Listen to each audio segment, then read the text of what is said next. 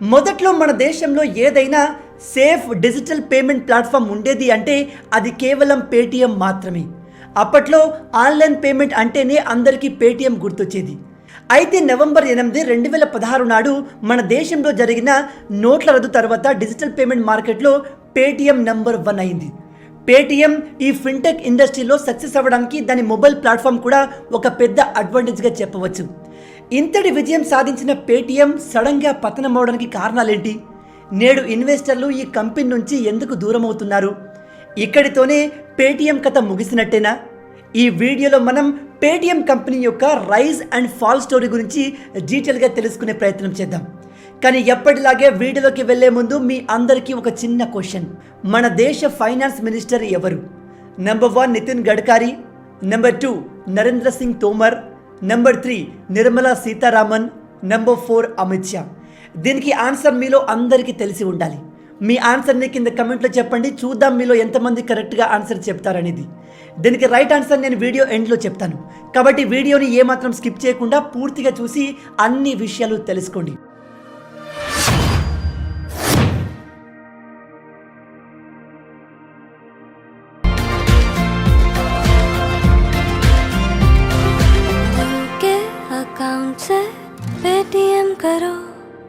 ఫిబ్రవరి 22, 2022 నాడు south Delhi DCP అయిన Binita Mary కారుని వేగంగా వస్తున్న ఒక ల్యాండ్ రోవర్ కార్ ఢీకొట్టింది. ఢిల్లీ పోలీసులు ఆ కార్ నడుపుతున్న వ్యక్తిని అరెస్ట్ చేశారు. ఆ తర్వాత కోర్టు అతన్ని వదిలేసింది. ఆ వ్యక్తి ఎవరో తెలుసా? అతను ఎవరో కాదు, పేటీఎం ఫౌండర్ అండ్ సీఈఓ అయిన విజయ్ శేఖర్ శర్మ. ఇతను ఉత్తరప్రదేశ్లోని అలీగఢ్లో ఒక సామాన్య కుటుంబంలో జన్మించాడు. ఈ విజయ్ 2000 సంవత్సరంలో 197 కమ్యూనికేషన్ పేరుతో ఒక కంపెనీ స్టార్ట్ చేశాడు. ఈ కంపెనీ కిందే పేటీఎం కూడా పనిచేస్తుంది. ఈ పేటీఎం యొక్క full form pay through mobile. దీన్ని ఆగస్టు 2010లో లాంచ్ చేశారు. విజయ్ శేఖర్ శర్మ ఈ పేటీఎంలో దాదాపు $2 మిలియన్ ఇన్వెస్ట్ చేశాడు. స్టార్టింగ్లో పేటీఎం ఒక prepaid mobile and DTH recharge ప్లాట్ఫామ్గా మాత్రమే ఉండేది. కానీ ఆ తర్వాత ఇది data card, postpaid mobile, landline లాంటి అనేక బిల్స్ పేమెంట్ చేసుకునే ప్లాట్ఫామ్గా మారింది. ఆ తర్వాత 2014లో పేటీఎం వాలెట్ని లాంచ్ చేయడంతో మన దేశంలో డిజిటల్ పేమెంట్స్ మరింత సేఫ్ అండ్ ఈజీ అయ్యాయి. దాంతో పేటీఎం యూజర్ బేస్ చాలా వేగంగా పెరిగింది. మార్కెట్లో పేటీఎంకు పెరుగుతున్న ఆదరణ చూసి చైనాకు చెందిన Alibaba group, Warren Buffett company మరియు రతన్ టాటా గారు ఈ పేటీఎంలో ఇన్వెస్ట్ చేయడం స్టార్ట్ చేశారు. నవంబర్ 8, 2016న నరేంద్ర మోడీ గారు నోట్ల రద్దును ప్రకటించినప్పుడు మన దేశ డిజిటల్ పేమెంట్ సెక్టార్లో ఉన్న ఏకైక ప్లేయర్ ఈ పేటీఎం. దాంతో పేటీఎం అఫీషియల్స్ అప్పటి సిచ్యువేషన్ని అడ్వాంటేజ్గా తీసుకోవడానికి డిసైడ్ అయ్యారు. ఆ క్రమంలోనే నోట్ల రద్దు జరిగిన నెక్స్ట్ డే దేశంలోని అన్ని న్యూస్ పేపర్లో ప్రైమ్ మినిస్టర్ ఫోటోతో తమ అడ్వర్టైజ్మెంట్ని పబ్లిష్ చేయించింది ఈ పేటీఎం. అంతేకాదు డిజిటల్ పేమెంట్ రంగంలో భారత్ని ముందుకు తీసుకెళ్లేందుకు పేటీఎం పీఎం మోడీని కంగ్రాచులేట్ చేస్తున్నట్టుగా అందులో ప్రింట్ చేయించారు. కానీ పేటీఎం యొక్క ఈ స్ట్రాటజీ బ్యాక్ ఫైర్ అవుతుందని కంపెనీ అంచనా వేయలేకపోయింది. పేటీఎం చేసిన ఈ ప్రకటన ద్వారా అపోజిషన్ పార్టీస్ అన్నీ కూడా నోట్ల రద్దుతో పేటీఎంకి లబ్ధి చేకూరిందని, ఈ నోట్ల రద్దు గురించి పేటీఎంకి ముందే తెలిసని ఆరోపించాయి. అయితే పేటీఎం కంపెనీ మాత్రం రాజకీయ వివాదాన్ని పెద్దగా పట్టించుకోకుండా వచ్చిన అవకాశాన్ని సద్వినియోగం చేసుకోవడంపైనే ఎక్కువగా దృష్టి పెట్టింది. ఆ సమయంలో 14 కోట్లుగా ఉన్న పేటీఎం యూజర్స్ కేవలం 1 మంత్లోనే 27 కోట్లకు చేరింది.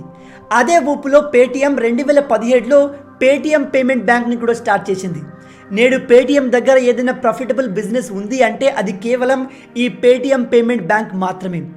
రిజర్వ్ బ్యాంక్ ఆఫ్ ఇండియా నుంచి కూడా ఈ పేటీఎం పేమెంట్ బ్యాంక్కి అప్రూవల్ వచ్చింది.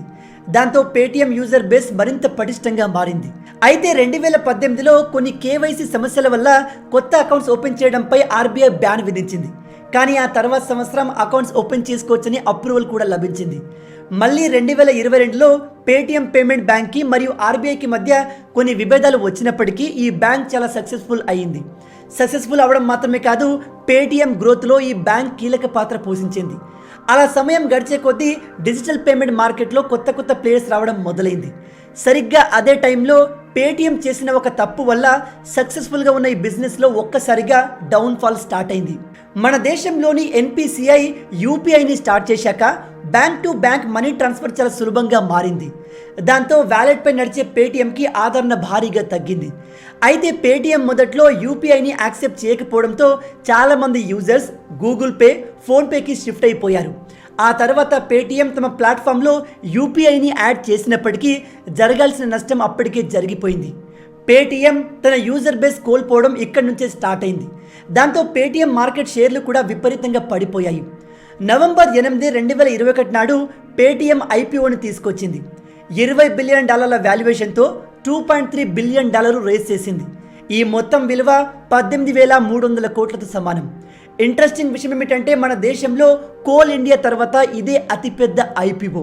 ఈ పేటీఎం యొక్క ఒక్క షేర్ వాల్యూ $2,150గా నిర్ణయించారు. అయితే ఇన్వెస్టర్లకు మేలు చేసేందుకు తను షేర్ వాల్యూని తక్కువ ధరకు ఉంచినట్టుగా విజయ్ శేఖర్ శర్మ తెలిపాడు. కానీ ఎక్స్పర్ట్స్ మాత్రం ఈ పేటీఎం షేర్ ప్రైస్ చాలా ఎక్కువగా ఉన్నట్టు అభిప్రాయపడ్డారు. ఈ పేటీఎం ఐపీఓ మార్కెట్లో కావాల్సినంత హైప్ తీసుకొచ్చింది. దాంతో ప్రజలు కూడా ఇందులో ఇన్వెస్ట్ చేయడానికి భారీగా ఇంట్రెస్ట్ చూపించారు. అంతేకాదు గ్రే మార్కెట్లో కూడా ఈ పేటీఎం ఒక షేర్ 20% ప్రీమియంతో ట్రేడ్ అయింది. ఇక్కడ గ్రే మార్కెట్ అంటే అదొక unofficial market. Official trading start అవ్వక ముందు ఇక్కడ షేర్లను కొనడం, అమ్మడం చేస్తారు. ఆ సమయంలో పేటీఎంకి ఉన్న హైప్ వల్ల ఈ గ్రే మార్కెట్లో పేటీఎం షేర్లను 20% ఎక్కువ రేటుకు కొనుగోలు చేయడానికి ప్రజలు సిద్ధపడ్డారు. అయితే నవంబర్ 18, 2021 నాడు పేటీఎం మొదటిసారి స్టాక్ మార్కెట్లో లిస్ట్ అయిన వెంటనే అదే రోజు సాయంత్రానికల్లా దీని వాల్యూ $1,560కు పడిపోయింది. ఇక ప్రస్తుతం పేటీఎం యొక్క షేర్ వాల్యూ దాదాపు $620గా ఉంది. ఇది స్టార్టింగ్ షేర్ వాల్యూ 2,150తో పోలిస్తే దాదాపు 71% తక్కువ. అయితే పేటీఎం లాంటి ఒక అతిపెద్ద ఫిన్టెక్ కంపెనీ యొక్క ఐపీఓ ఫెయిల్ కావడానికి ప్రధానమైన కారణం ఏంటనే విషయానికి వస్తే ఐపీఓ తీసుకురావాలి అని పేటీఎం తీసుకున్న నిర్ణయంలో ఎటువంటి తప్పు లేదు. అదే సంవత్సరం అంటే 2021లో దాదాపు 65 కంపెనీలు ఐపీఓ తీసుకొచ్చాయి. వీటిలో చాలా కంపెనీలు బాగా పర్ఫామ్ చేశాయి. కానీ 2 కంపెనీలు మాత్రం అట్టర్ ఫ్లాప్ అయ్యాయి. అందులో ఒకటి పేటీఎం, రెండవది కార్ట్రేడ్. నిజానికి ఈ 2 కంపెనీలు కూడా లాస్ మేకింగ్ కంపెనీలు. అంతేకాదు ఈ 2 కంపెనీలు తమ ఐపీఓలను భారీ వాల్యుయేషన్తో తీసుకొచ్చాయి. పేటీఎం తమ వాల్యుయేషన్ని $20 బిలియన్ ప్రకటించింది. ఆ సమయంలో అది 1,40,000 కోట్లతో సమానం. కానీ పేటీఎం కంపెనీ యొక్క రెవెన్యూ మాత్రం 3,300 కోట్లు మాత్రమే. ఒక కంపెనీ యొక్క షేర్ ప్రైస్ మరియు దాని ఎర్నింగ్ రేషియోని ప్రైస్ టు ఎర్నింగ్ రేషియో లేదా పీఈ రేషియో అని పిలుస్తారు. పేటీఎం ఒక లాస్ మేకింగ్ కంపెనీ కాబట్టి దీని ప్రైస్ టు ఎర్నింగ్ రేషియో మనం నిర్ధారించలేం. కాబట్టి ఇలాంటి సిచ్యువేషన్లో మనం ప్రైస్ టు సేల్ రేషియోని క్యాలిక్యులేట్ చేయవచ్చు. ఇది క్యాలిక్యులేట్ చేస్తే పేటీఎం వాల్యూ 35గా వస్తుంది. దీన్ని సింపుల్గా చెప్పాలంటే పేటీఎంలో ఇన్వెస్ట్ చేసిన వారికి లాభాలు రావాలంటే ఈ కంపెనీ ప్రతి సంవత్సరం 400% కంటే ఎక్కువగా రిటర్న్స్ ఇవ్వాలి.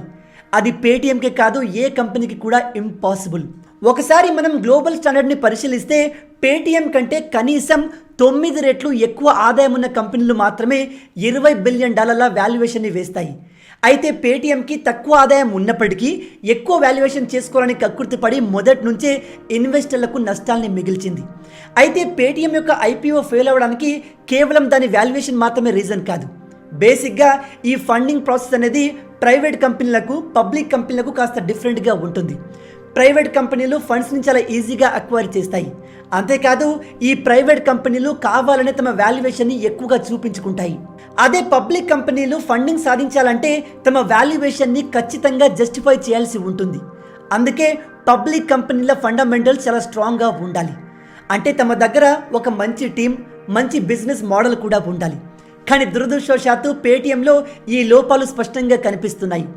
ఈ కంపెనీ దగ్గర ఒక స్ట్రాంగ్ బిజినెస్ మోడల్ కానీ, ప్రాఫిట్స్ కానీ, కంపెనీని ప్రాఫిటబుల్ చేయడానికి కావాల్సిన ప్లానింగ్ కానీ ఏది కూడా ఈ పేటీఎం దగ్గర లేవు.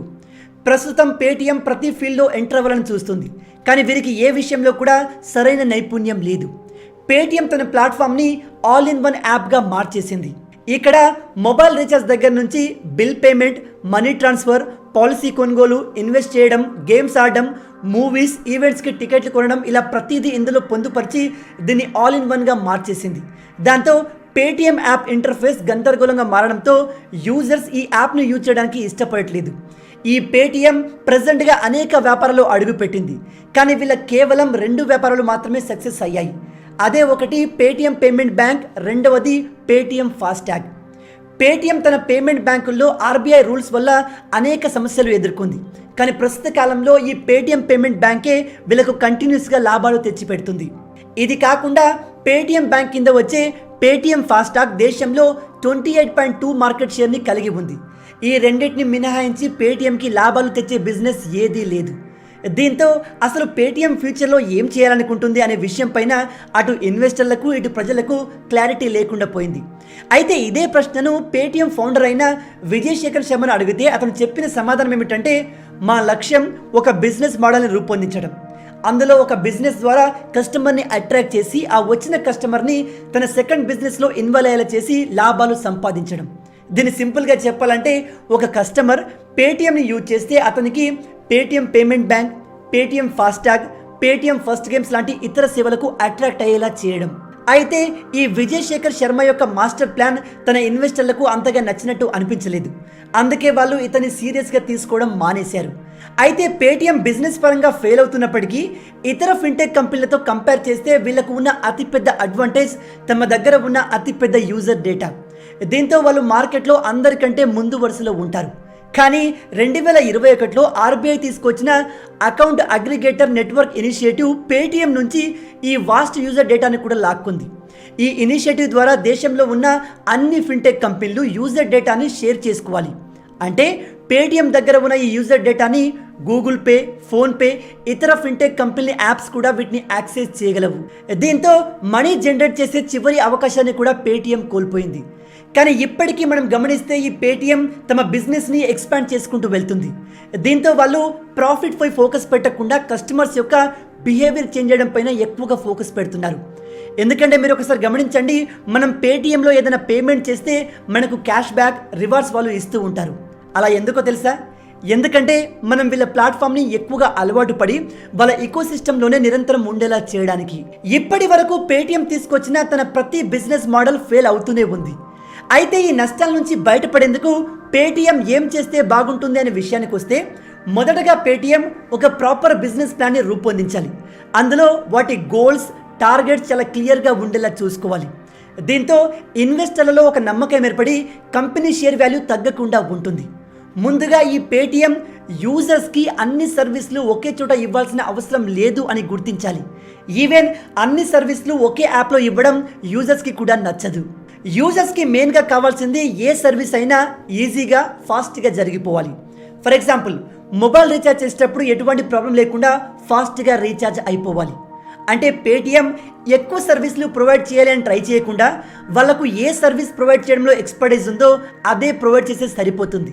దాంతో పేటీఎం యూజర్ ఇంటర్ఫేస్ బాగా ఇంప్రూవ్ అవడమే కాదు, యూజర్స్ కూడా వాళ్ళ ప్లాట్ఫామ్లోకి రావడానికి ఇష్టపడతారు.